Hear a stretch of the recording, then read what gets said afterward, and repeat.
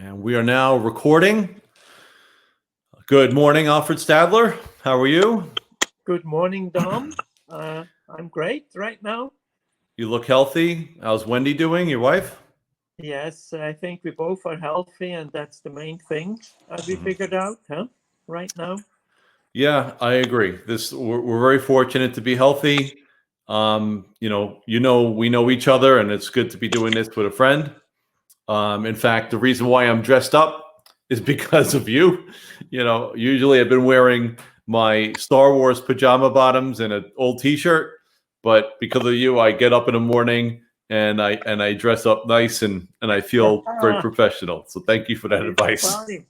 That is funny, but I think it's important, to have some class, also to see ourselves that we kind of look okay. I'm dressing up sporty, but I have to feel good, and especially in these times.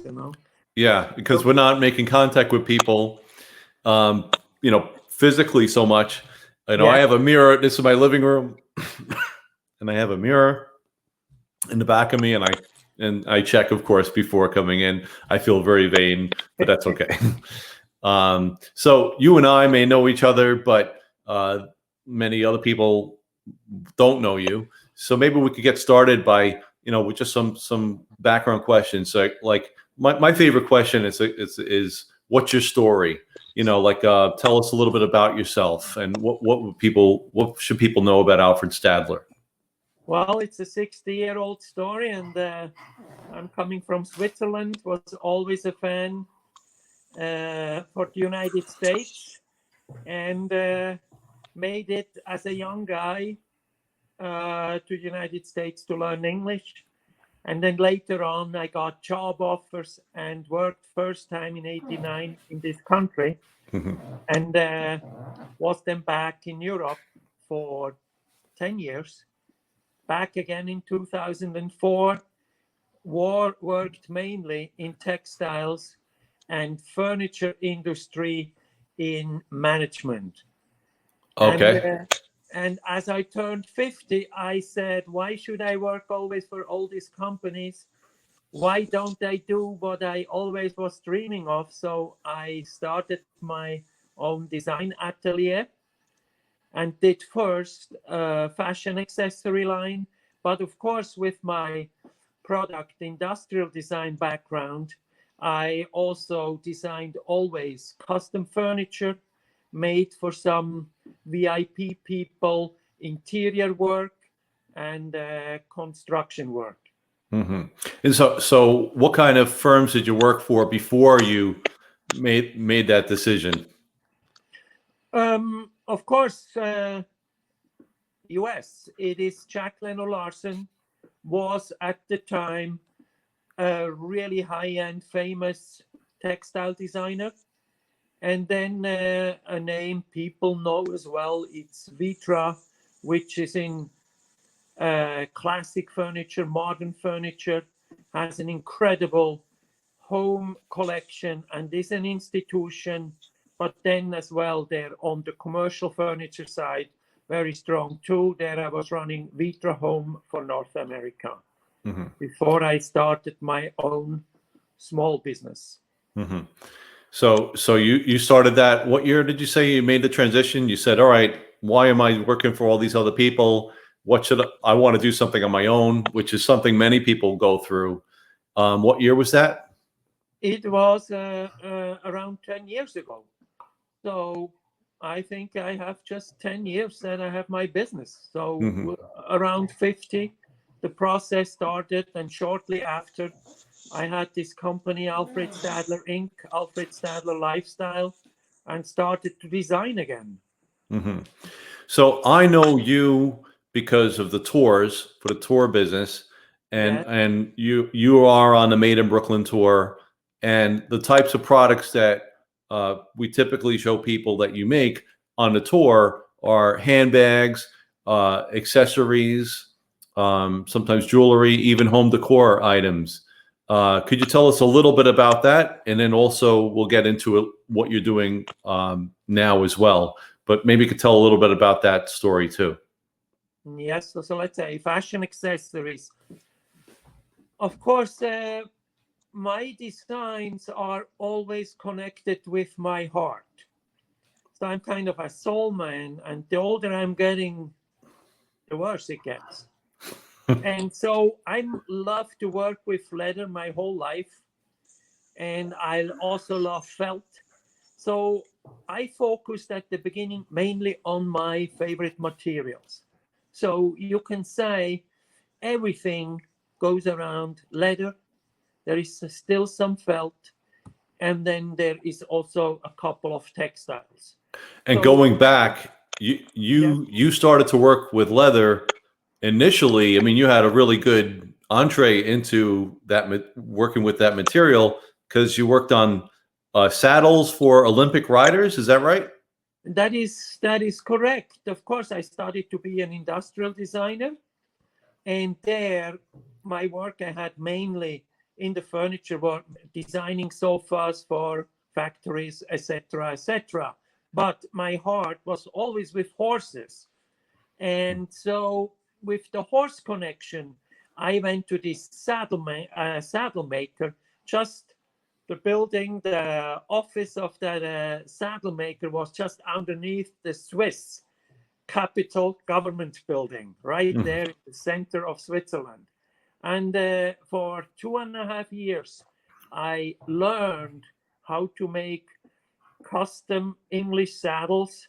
And yes, luckily, since my master was one of the best in the nation, he was then assigned to make saddles for the Olympic team. And me as a young kid, it was, of course, the experience Mm. kind of to have these heroes, which I saw only on TV, to have here and to measure and make sure everything is perfect. Mm. And he doesn't have anything to complain. So, yes. And I learned, of course, as well, the love to leather, the love to molding as well there for the cushions of the saddles. First work with felt, and so hand stitching. So that was the real, true work at the time. Uh, to get into that business. And it's funny, it was only several years I did that, but I never lost that love. And then when I turned 50, I remember living there just near the stock exchange. And I said, well, before I start to design again, I have to make some tests to see if that still works. So also, I did some design tests, but also I made this belt a saddle stitch, two needle saddle stitch, like Hermes would do that in Paris. And it still worked. It was Mhm. funny. A 3-year experience. I couldn't let it go. It somehow went deep inside me. Mhm. And I'm normally a very forgettable person. No, you're not. You- You're telling you oh, I it's know because I've there. been on the phone for you for a long time, so I Oh, know. you I Don't don't forget. forget. Um, but you know, a lot of times when we come and visit you on a tour, often the discussion is about the material, and of course, you don't actually make the leather, but you do have a lot of thoughts about what kind of material to use. You use felt, you use leather, but particularly when it comes to leather, I know that you're looking for leather that is vegetable tanned, and you know, could you tell us a little bit about what's your thought process regarding the materials you use? Of course, since many years, uh, is for me important to work with renewable materials. And that's maybe a very old thought, because I think I was working out of Europe then and also visiting in the US, and then have a subsidiary here. I worked for a company called Ruckstuhl, and there renewable natural materials were the key element. And there I really learned the philosophy, and I kept that for my whole life. I would love to use materials where the product, my product, let's say a bag, like say a sofa, is lasting much longer than it takes to replace that material again. Hmm.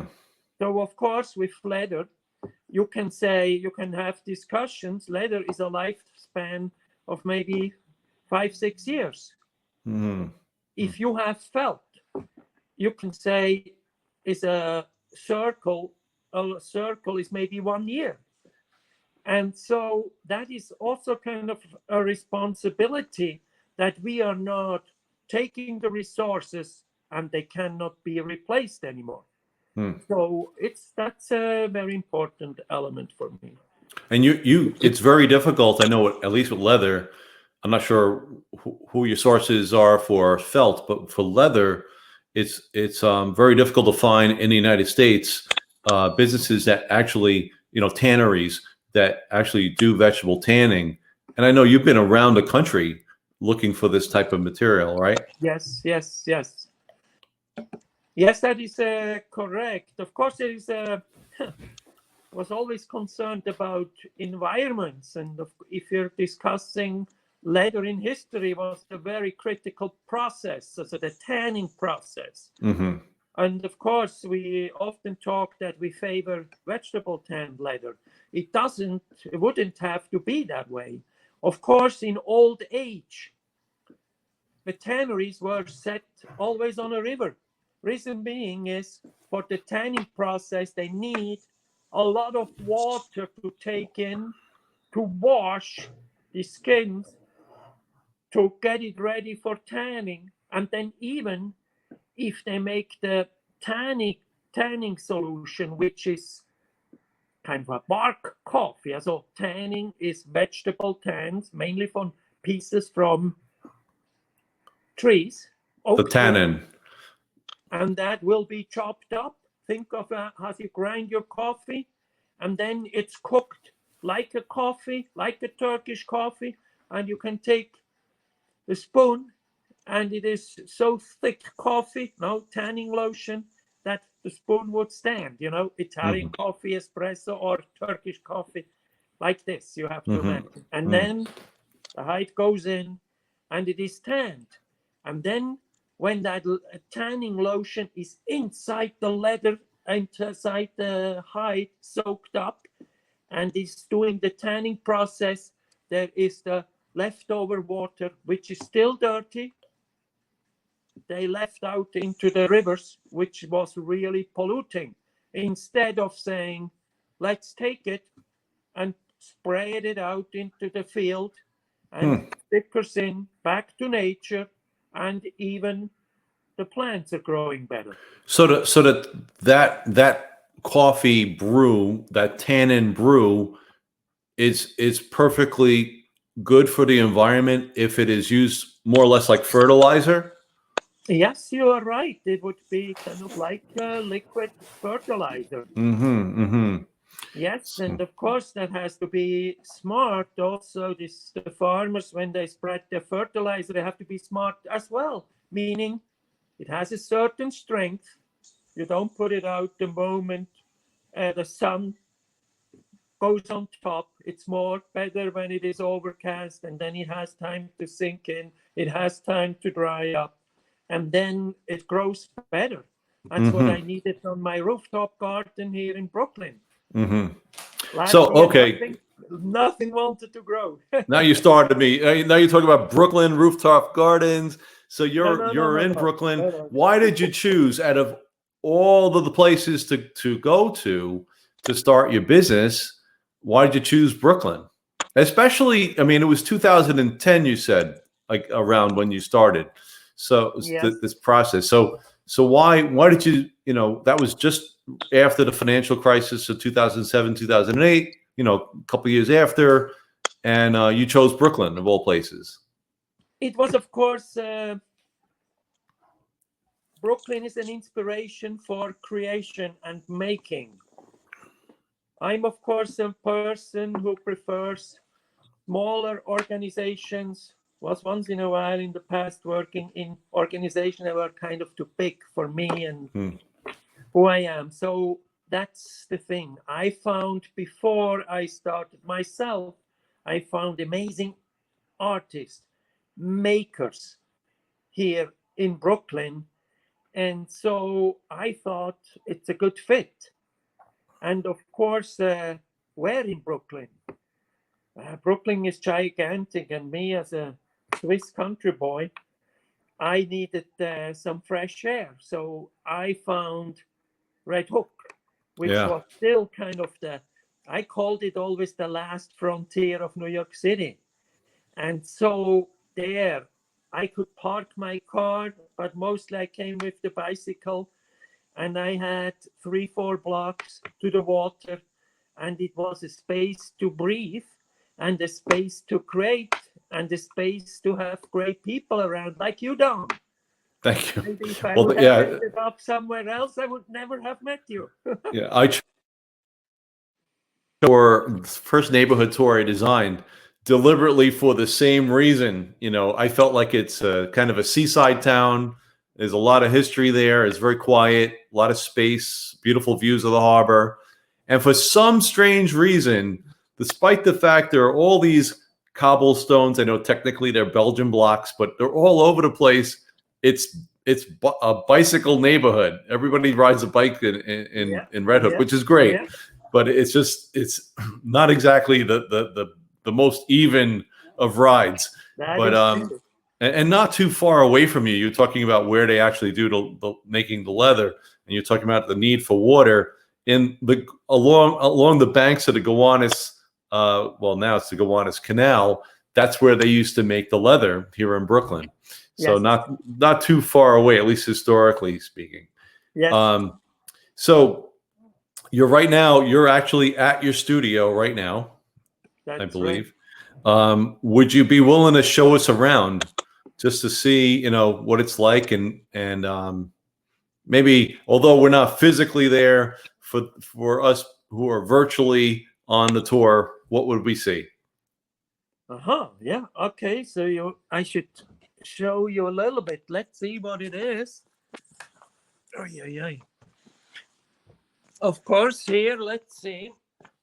Here you see some bowls with vegetable tans, leather made, and then hand stitched. So that's a finished product.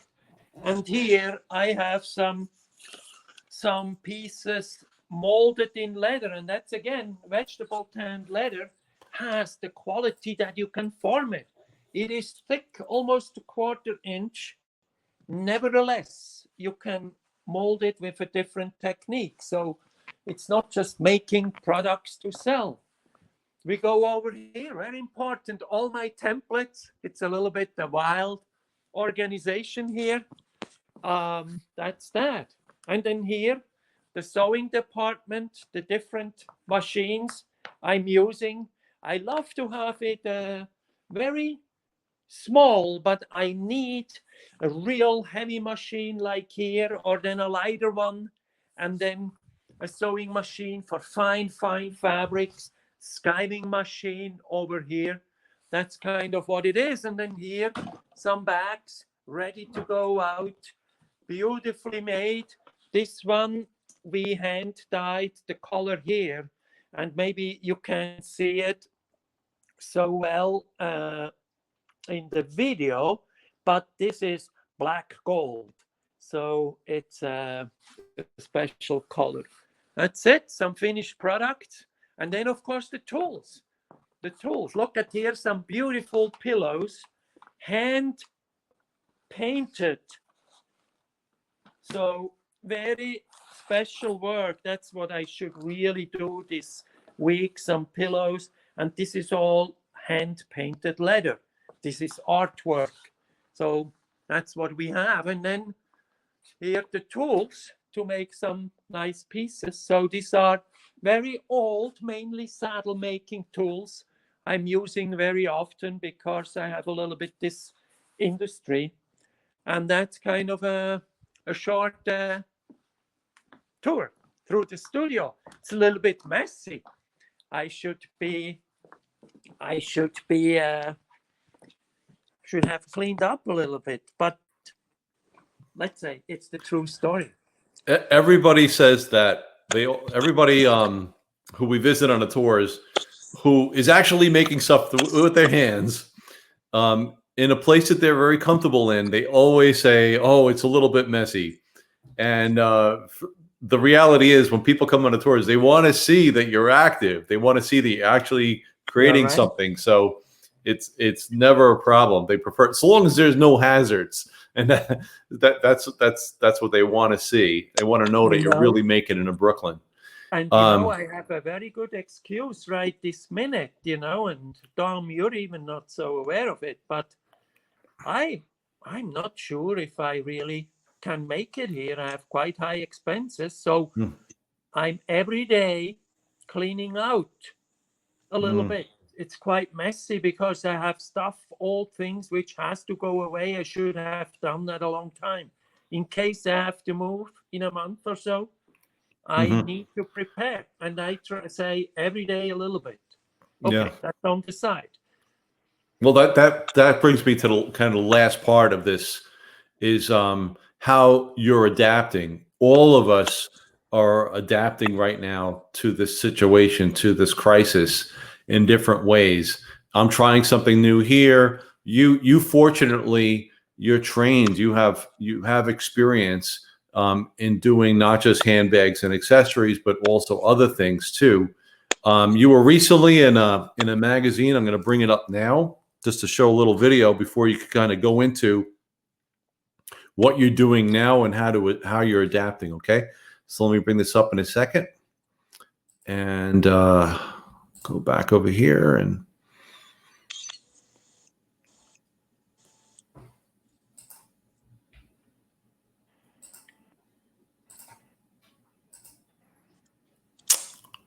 Okay.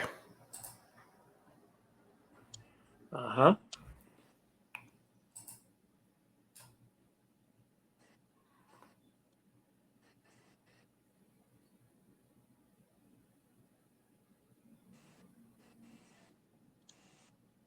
Yeah. Oh, look at that. Once in a while you get hot when you work, huh? That's the finished product. I always say our life is simple. Our taste is simple, but we like the best. So I feel our lifestyle is very simple, but if we have something, if we make something, it should be very good, and it should be important, and it should make me as maker happy, and it should make my customer happy. And so also in the Western world, we happen to be always in Europe or here in the first world. And so we in general try to make a good quality product, long lasting. I'm going to show you, I'm going to just bring up another screen because I only just visited your updated website the other day. Yeah. And I could see this.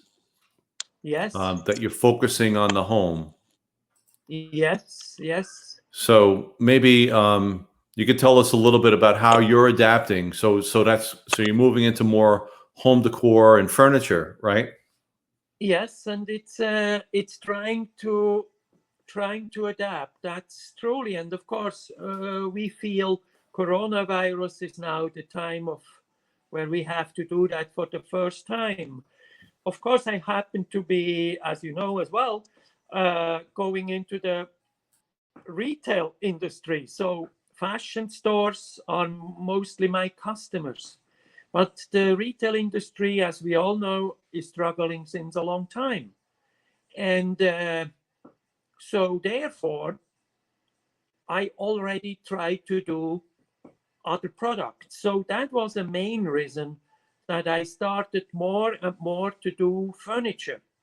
And of course, I love to restore classic, nice design pieces which somebody has. But also, if somebody just has a simple sofa and the dog ate the hole out of it, I'm very happy to fix it.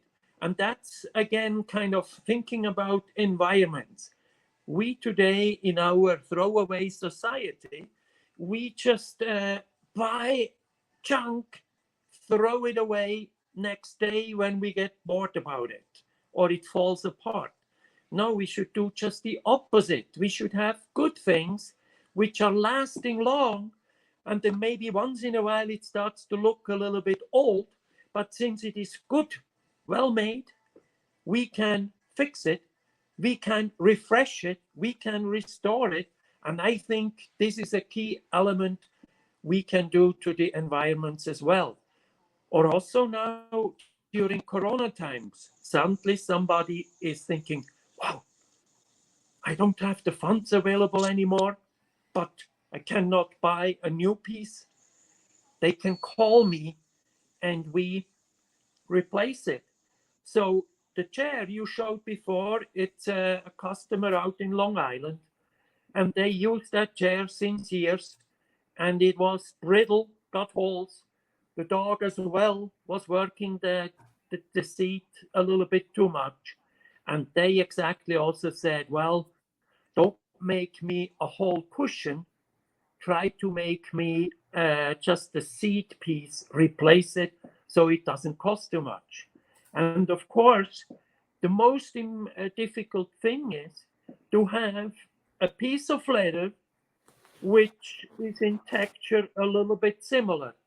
And then I always take, like for that chair, a lighter leather, and I mix the dye that to dye it. And of course, this was now very old and antique looking. So I cannot have the same color, but this looks new, this looks old. So we have to try to get the antique finish in, that the customer has a great chair. If a visitor comes, nobody notices that that was repaired.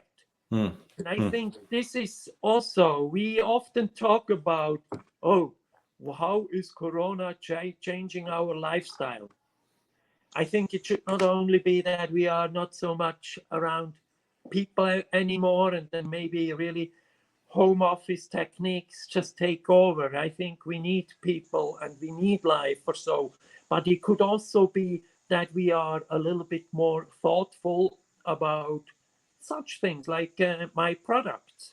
Yeah, there's so many of my friends and myself included are somehow reorganizing their space. You know, I live in a Yes, one-bedroom yes, apartment, and my living room is becoming an amateur film studio. I have yes. friends in Germany, and they're completely renovating their apartment, and like you did, like in that video that we saw earlier, that's your apartment. So the last question I wanna ask is, what advice would you give to others who are in similar circumstances as you? So people who make things, small business owners, and creative businesses during this crisis. What would you suggest they for them? Of course, I think we should also learn kind of to be prepared, not just to be all the way at the limit in good times. And I think it's not so easy like that. Then be flexible. I was just kind of thinking, oh, I make this fashion accessory line and everything will work out. And I'm sure I can make a nice design, therefore it will sell. Surprise, surprise, the industry started to collapse. And then it's good to find other opportunities. So to be a kind of a multitasker. Or now, as Corona hits us, I believe as well, we have to be ready for everything. There is a funny observation. Back where I come from, Switzerland, they have a super social backup system. So that means the companies, they don't let the people go. They have no work, but they say, okay, we make short work. It's a system where in good times, the companies, the workers pay into, and in crisis, the company can ask the government for short term, and everybody, even if they're at home, gets 80% of the salary. paid. So, and they have, of course, their health insurance. So they're in a perfect situation. They can live on like ever, but they don't have to work. But these people are scared. They have a good, safe system, and never in their life something happened. And I see already here, we in New York, in good times even, we are more flexible. And this flexibility is so important that we even kind of teach ourselves or are humble. Over there, somebody would say, oh, I was the director of that small company, so I am not doing another job. It has to be same director job and on the same pay level. They are not humble to make a compromise. Another thing I feel is to be humble and to be open, flexible to go through the time.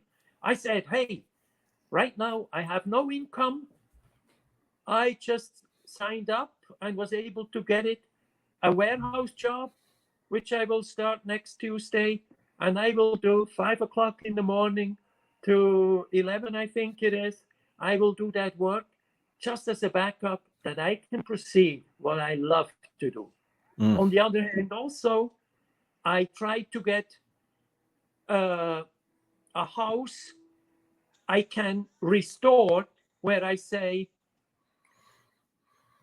a big project which takes me 5 months that I possibly just can sneak through this difficult time. So it's something, it would be a house renovation, which is not really the typical thing I'm doing, but just I say I have to be open. I think I have to find ways. That's maybe what I can say, what I try to do. And otherwise, I don't know. I have also big question marks. And I feel also don't get scared. Don't panic. Yeah, that's another thing. Keep the spirit up. I think it's so important. In my 60 years, I say, hey, I had situation, I crashed. I had no idea how the next day could work. And then suddenly I was surprised, much faster than I thought. The rain was over, the sun was shining, and my life had new energy and spirit again. So it worked for that long time. Why shouldn't it work now? So Alfred, the way people could find you is to go to your website. Is that right? Yes. That's the best way to reach you. Yes, and call me and talk to me. I like to talk to people if they have a problem or so. I feel you could connect. You could help. Also, before we wrap up, I want to say that this interview, if you want to contribute and support a good cause, I'm not getting paid anything for this, and you're not getting paid anything for this. But I have a method where, if you'd like, you can make a contribution, and that contribution, 100% of it, will go to Masks for Docs. They deliver masks to healthcare workers throughout New York City and other parts of the world as well. So that's the chosen charity for this interview. So Masks for Docs. Yep. Okay. I found them online. I thought what was cool about them was they deliver masks on motorcycles through New York City. I thought that's a cool idea. So they got my vote. So Alfred, thank you very much for spending some time with me. Thank you. I hope I did a good job of giving you some space here to share about your business and how you're adapting, and also giving some really good advice, in my opinion, on just how to live through this crisis, and that when this is going to end, that there will be a time when, like you said, the sun will shine again. So thanks very much, Alfred. Really appreciate it. Thank you too for the opportunity to chat with you. I like that. Good to see you again. We'll talk soon. Ciao for now. Ciao.